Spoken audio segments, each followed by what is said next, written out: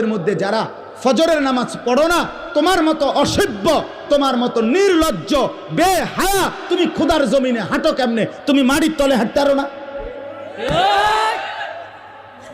তোমার মতো অসভ্য আর কোনো মানুষ হয়নি বেটা, বেহায়া কোথাকার।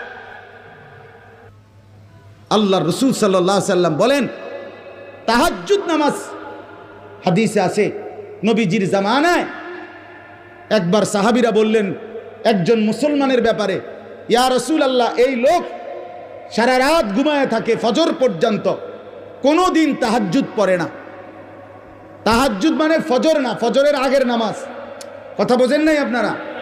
নবীজির সাথে সাথে মিশকাতে আমরা নিজে পড়ছি, আল্লাহ রসুল বললেন, যালিকা রাজুলুন বালা শাইতানু ফি উদুনাইহি।